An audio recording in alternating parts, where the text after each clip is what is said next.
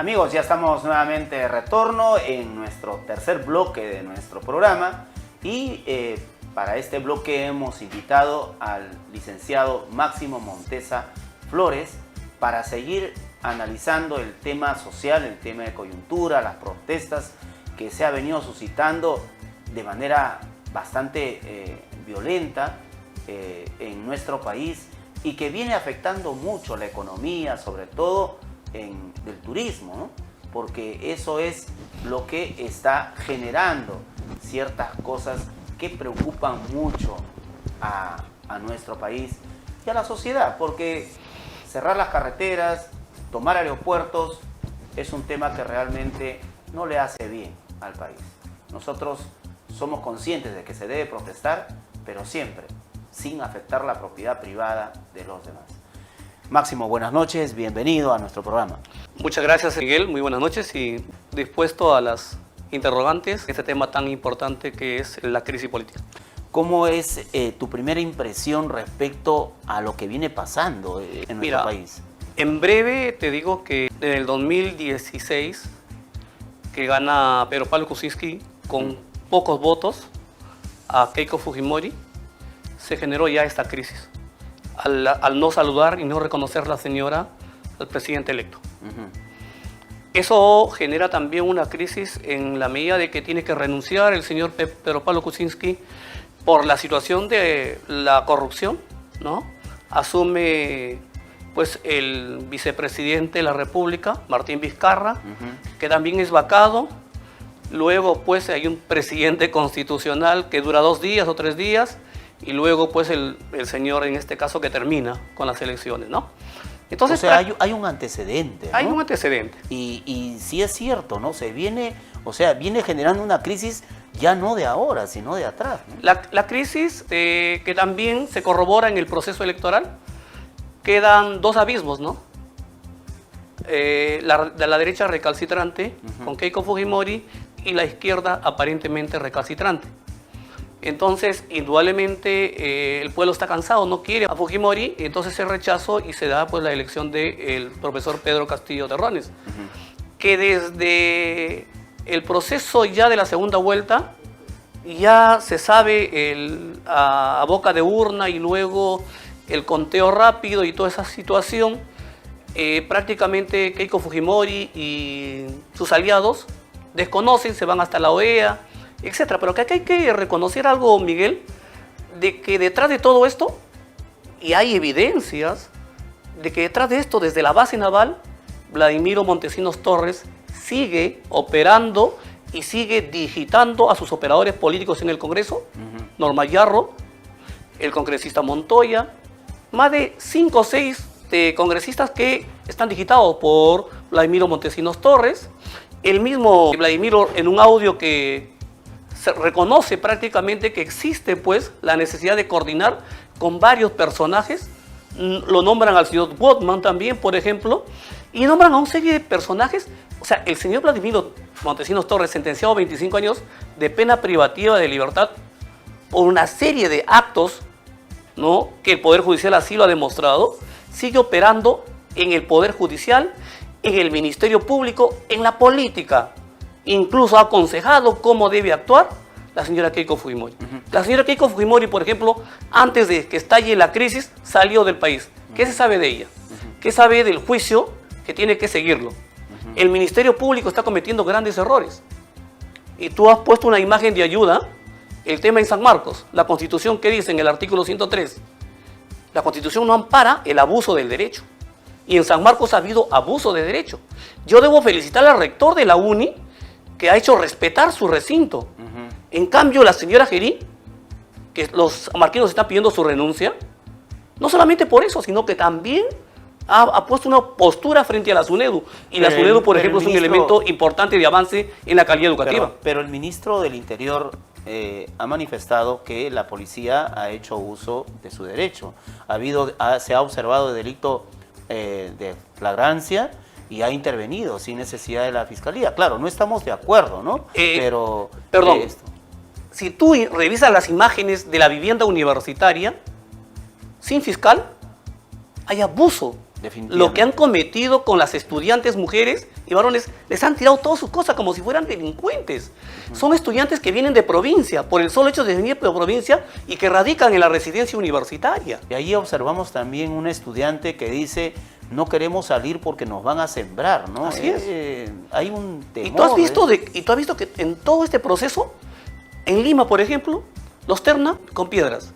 Y la propia gente del pueblo dice, llévense sus piedras.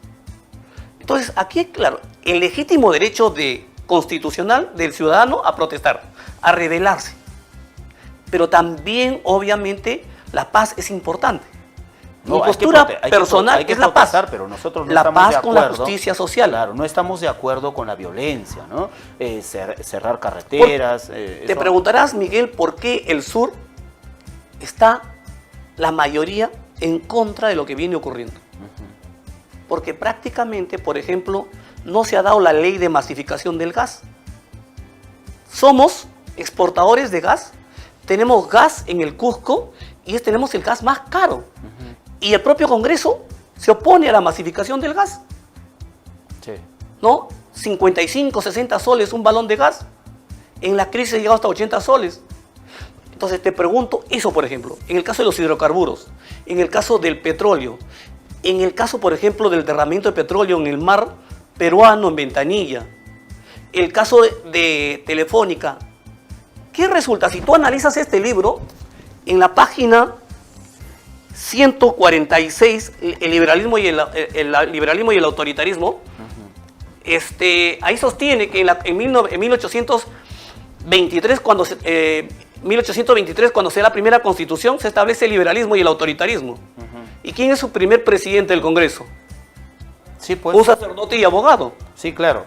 Y entonces, esa misma política, Miguel, en 200 años no ha cambiado nada. Sí, claro. Y entonces, la clase, las etnias, la clase, el pueblo, los indígenas, que en ese momento eran 1.300.000 habitantes, siguen siendo postergados de sus derechos.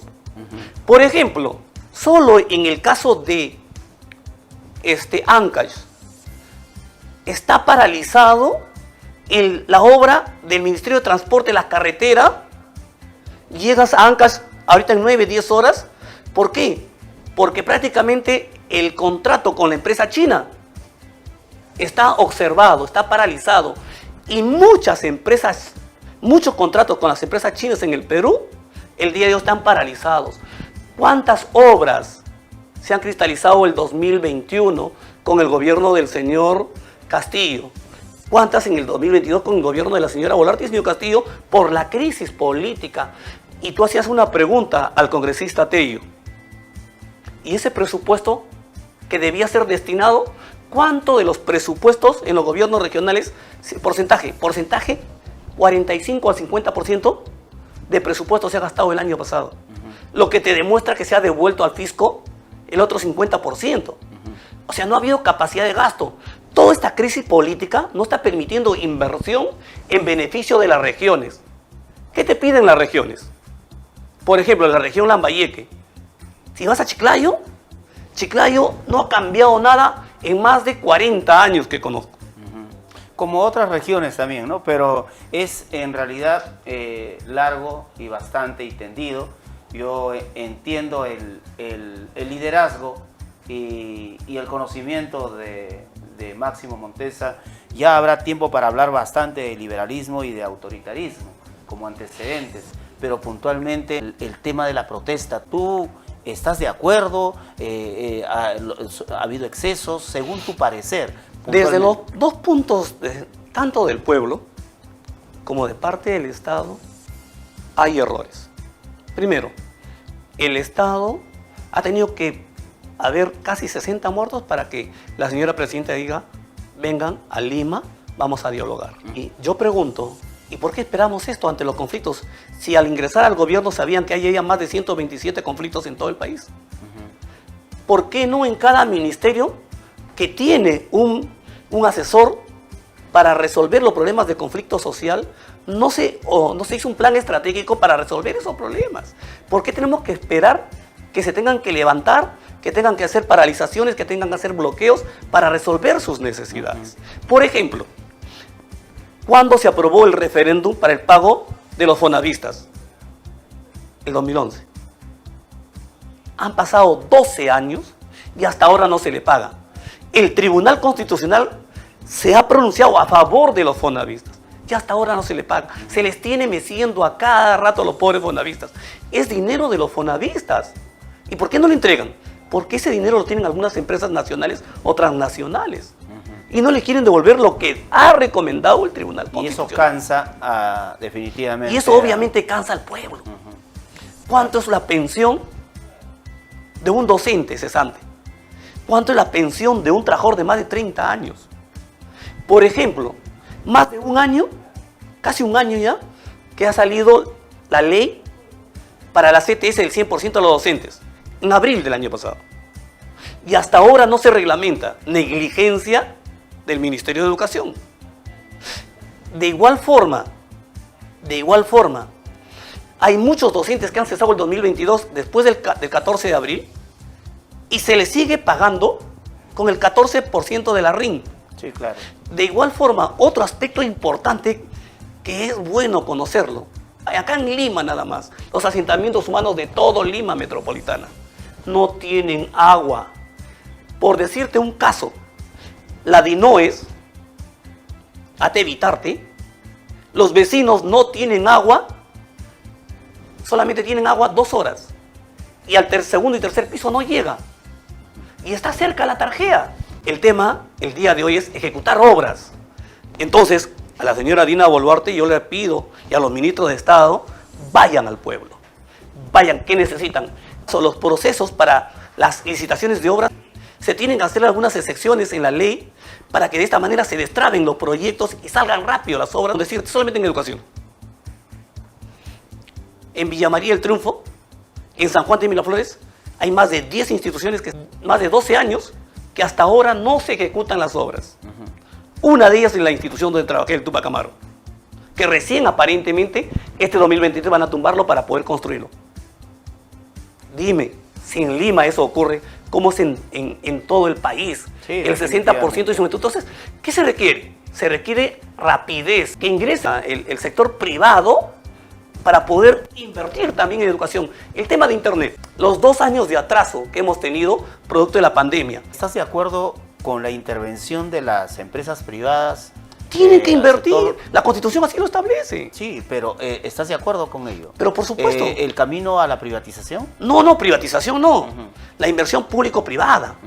Porque es la única forma que ellos hagan uso de su pago, de sus impuestos que le deben al Estado. Hay empresas que le deben al Estado miles y miles y millones de soles. Sí, claro. Tienen que invertir en Internet, es clave el día de hoy para poder recuperar esos 2 años de pandemia que lo ha dicho y lo ha reconocido el Consejo Nacional de Educación.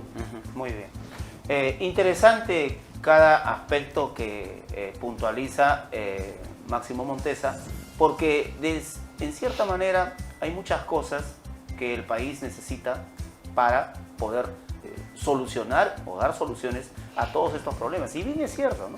Si en Lima, solamente en Lima, hay estos problemas, ¿cómo estará provincia?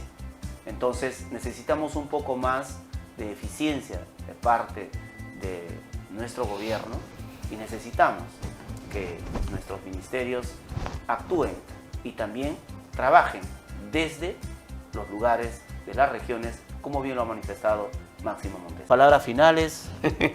Bueno, solamente antes de finalizar, señalar lo siguiente. El Ministerio de Educación no se pone en el tema educativo a la orden, vamos a seguir con lo mismo, ¿no? Y finalizo llamando al pueblo a que la libertad de todo ciudadano es la protesta, pero lo tenemos que hacer en la protesta sana, con justicia, con paz.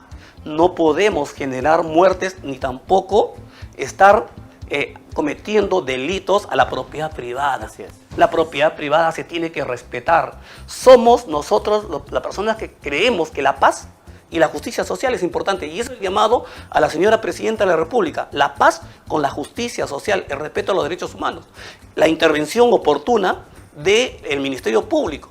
Y obviamente solicitar al Ministerio Público de una vez qué pasa con los juicios de los presidentes, que obviamente hasta la fecha no hay juicio. Muy bien. Amigos, no hay tiempo para más. Nos vamos hasta el próximo programa. Dios mediante. Permiso. Muy buenas noches.